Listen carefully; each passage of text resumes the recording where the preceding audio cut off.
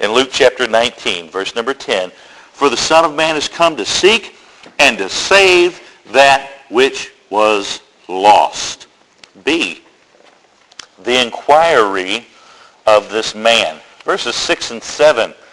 When Jesus saw him lie and knew that he had been now a long time in that case, he saith unto him, Wilt thou be made whole?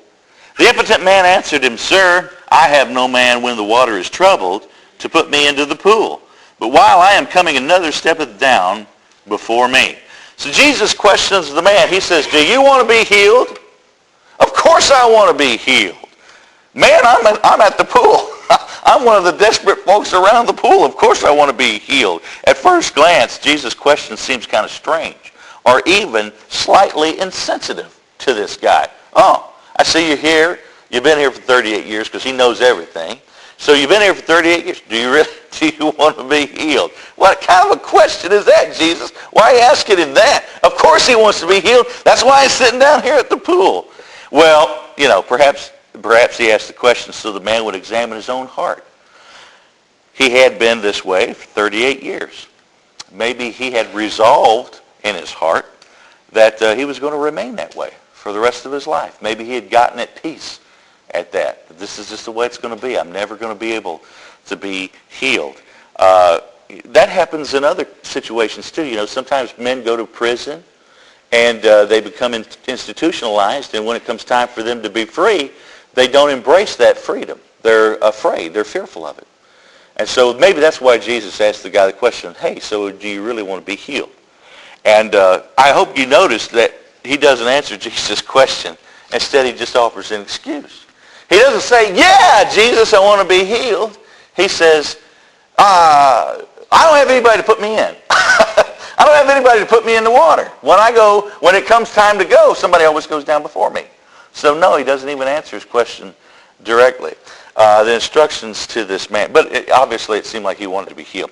The instructions to this man in verses 8 and 9. Jesus saith unto him, Rise, take up thy bed and walk. You've said that before. And immediately the man was made whole and took up his bed and walked. This passage is so short and simple that I don't think we comprehend all that's happening here when we read it. Jesus just told him to simply get up and walk, and the man did it. He'd never walked. How's old Malachi doing on the walking? He's not walking yet? Oh, you might want to take him and get him tested. He's not walking yet. This guy never walked a day in his life. And Jesus just gave him his legs back, and he's up walking around. Does anybody not find that strange? I don't remember it, but when I got old enough to start walking, and I was teasing about Malachi, you don't need to have him tested.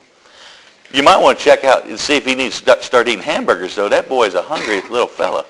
Pass him, you might stop at Wendy's or something and bring him something to eat. This guy's getting ready to start chowing down. But I had to learn how to walk just like every other infant had to learn how to walk. You fall, you get bumps, you get bruises. You don't know how to do it. It's all wobbly. This guy gets up, he never wobbled once. Wow. So Jesus didn't just heal him. He imparted unto him the ability to use the things that he had never been able to use before. Isn't that something? That's great. He didn't just give him his legs and say, okay, you figure out the rest for yourself.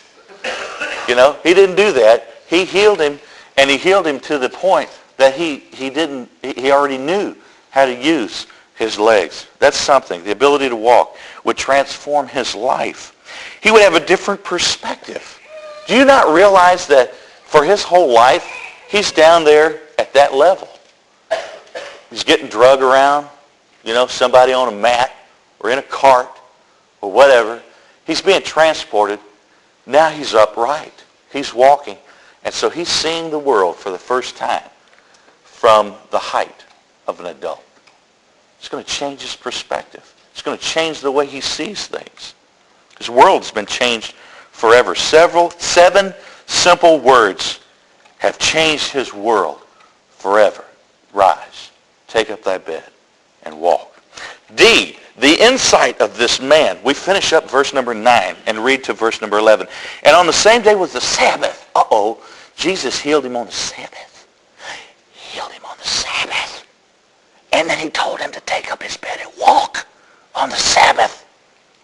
The Jews therefore said unto him that was cured, It is the Sabbath day.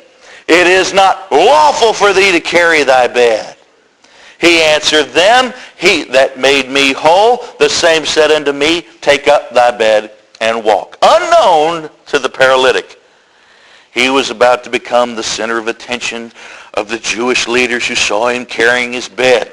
While it's true, the Old Testament forbade work on the Sabbath, it was the Pharisees who decided what was work and what wasn't. And they decided that a man carrying a mat was a violation of the law. The Old Testament intended that one would cease his normal work week labors, not that he couldn't carry a mat. The Jewish scholars created a list of 39 things that you couldn't do on the Sabbath. You'll never guess which one of the rules he was violating. Number 39.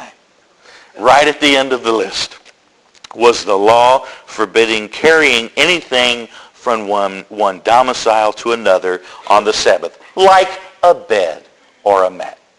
You're in violation of section number 39 of the Pharisaical Sabbath day code.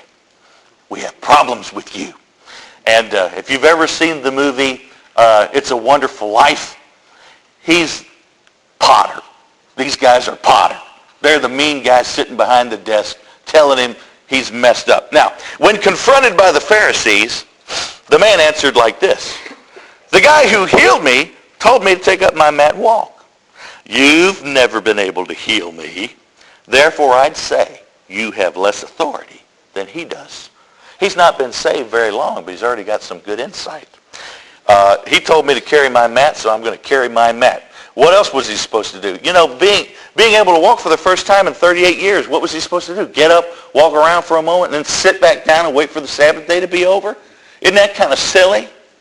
And what was he supposed to do? Go ahead and walk home wherever home was for him and leave his mat there, which was probably the only possession that he had, only to be stolen? You know, come on. Use some common sense. Jesus may have healed the man on the Sabbath for no other reason than to expose the hypocrisy and the phony legalistic traditions of the Pharisees. You may have noticed that Jesus never really cared for legalism or man-made rules, and I'm certain it grieves him when we display those same characteristics today. Now, if you really want to know what Jesus is concerned about, you need to open your Bibles to Matthew chapter 22, verses 37 through 40. Write that down. Matthew 22, verses 37 through 40, right there up next to D. The inside of this man. This is what Jesus cares about. You need to memorize this. Just get this straight, everything else works. Jesus said unto him, Thou shalt love the Lord thy God with all thy heart and with all thy soul and with all thy mind. This is the first commandment. And the second is like unto it, Thou shalt love thy neighbor as thyself. On these two commandments hang all the law and the prophets. If we could just get those two things right, everything else is smooth sailing. That's what Jesus is caring about. That's what Jesus cares about. He doesn't care about us making a bunch of rules and regulations that everybody has to follow, that we create for no other reason than just to have something that we can beat somebody down with. You didn't obey the rule. These are the two rules he's caring about. Love the Lord with all your heart, with all your mind, all your soul. And then love your neighbor the way that you love yourself. If you'll just do those two things, everything else is good. E,